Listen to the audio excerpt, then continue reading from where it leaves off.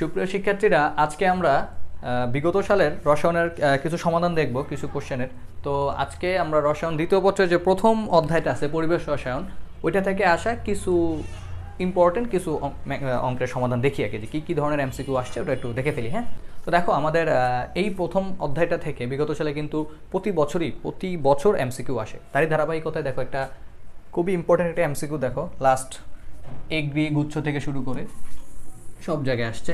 আমাদের এমসিকিউটা খেয়াল করো, বলছে কোনটি লুইস অ্যাসিড। আমাদের কিন্তু লুইস অ্যাসিড সম্পর্কে আইডিয়া আছে। লুইস অ্যাসিড কি জাস্ট একবার দেখে ফেলো। লুইস অ্যাসিডটা হচ্ছে যারা কিনা কি করতে পারে, মুক্ত ইলেকট্রন গ্রহণ করতে পারে, তাদেরকে বলা হয় লুইস অ্যাসিড।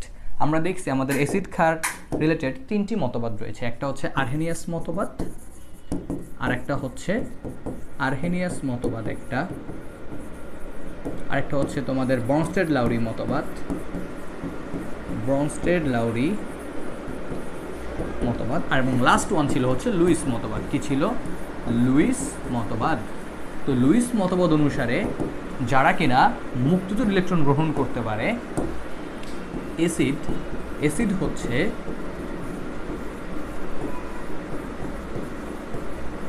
মুক্তজোর ইলেকট্রন গ্রহণ করবে, আর ক্ষার হচ্ছে কি করবে? মুক্তজোর ইলেকট্রন ত্যাগ করবে, মুক্তজোর ইলেকট্রন ত্যাগ করবে।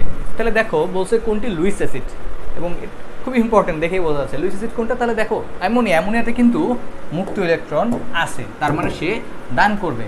পানিতে অক্সিজেন মুক্ত ইলেকট্রন আছে, সে দান করবে। এখানে অক্সিজেনের কি মুক্ত ইলেকট্রন আছে, সে দান করবে। এটা তিনটাই ক্ষার ধর্ম আচরণ করে, কারণ তিনটাই মুক্ত ইলেকট্রন ত্যাগ করবে। কিন্তু এই AlCl3 যৌগের মধ্যে কিন্তু কি নাই? মুক্ত ইলেকট্রন নাই, বরং সে গ্রহণ করবে। এই কারণে AlCl3 হচ্ছে লুইস অ্যাসিড। দেখাই দিই কীভাবে গ্রহণ করে। অ্যালুমিনিয়াম ট্রাইক্লোরাইড, অ্যালুমিনিয়ামের 3টা ক্লোরিন আছে 3 সাইডে।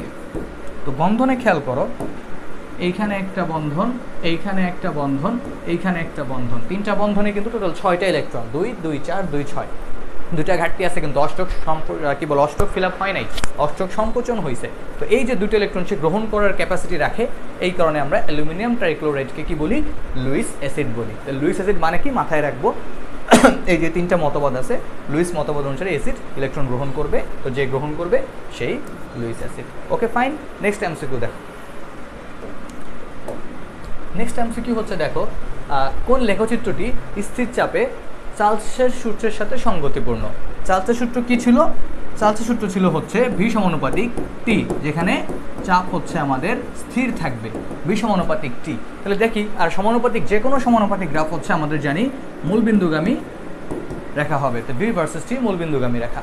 তাহলে এখানে ভি ভার্সেস টি দেখো, প্রত্যেকটা graph V versus T, V versus T, V versus T, but মূলবিন্দুগামী কোনটা? ভি ভার্সেস টি মূলবিন্দুগামী। তাহলে আমাদের আনসারটা হবে 1 নাম্বারটা। কি বোঝা যাচ্ছে কিনা? একদম সিম্পল এমসিকিউ। লাস্ট অন একটা এমসিকিউ দেখো, সেটা হচ্ছে যে এই যে দেখো, এত তাপমাত্রায় এবং এত চাপে নির্দিষ্ট পরিমাণ বায়ুর আয়তন এত, চাপ স্থির থাকলে, দেখো এখানে এমসিকিউটা কি বলছে? চাপ স্থির থাকলে। তো চাপ স্থির থাকা মানে কি বোঝাচ্ছে? একটু আগেই বলছি যে চাপ স্থির থাকা মানে হচ্ছে চার্লসের সূত্র। তাহলে চার্লসের সূত্রে চাপ স্থির থাকবে, তার মানে সম্পর্কটা কি হবে? আয়তন আর তাপমাত্রার মধ্যে সম্পর্ক সমানুপাতিক সম্পর্ক, এবং সম্পর্কটা কি? V1/T1 সমান V2/T2। ঠিক? তাহলে দেখো আদি আয়তন কত? আদি টেম্পারেচার হচ্ছে 27, আদি আয়তন হচ্ছে 500। কত তাপমাত্রায়? পরবর্তী টেম্পারেচার T2 জানতে চাইছে, আয়তন বলছে দ্বিগুণ হবে, তাহলে T2 লাগবে। ওকে, এখান থেকে বের করে ফেলি আমরা। T2/V2 সমান T1/V1। T2 সমান কি হবে? T1/V1 into V2। তাহলে এখান থেকে স্যার কি আসে দেখেন, T1 এর ভ্যালু হচ্ছে 27, কেলভিনে নিতে হবে। তাহলে কত?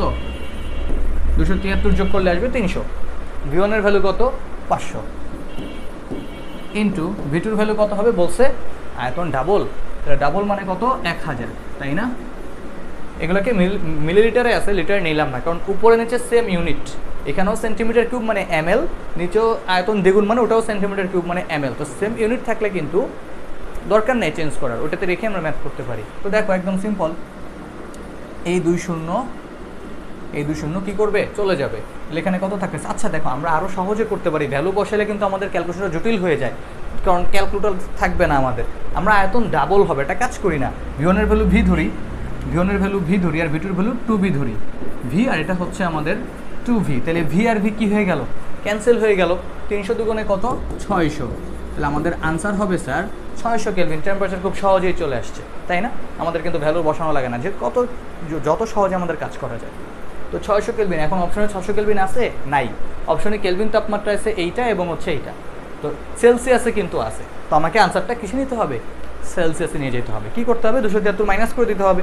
তো দাও 600 থেকে 273 মাইনাস করো, তাহলে কত থাকে, 7,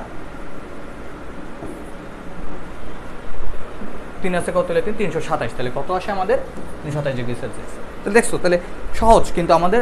এই যে প্রথম অধ্যায়ের কিছু এমসিকিউ দেখলাম আমরা, আমাদের যে চার্লসের সূত্র দেখলাম, শুরুতে আমরা কি দেখলাম, লুইস অ্যাসিড কোনটা দেখলাম। তো এরকম আরও রিলেটেড টপিক আছে, আমরা এগুলো কি করব, আমাদের অ্যাডমিশন ব্যাচে সুন্দর মতো সব শেষ করে ফেলবো। আশা করি সবাই জয়েন করে ফেলতেছো।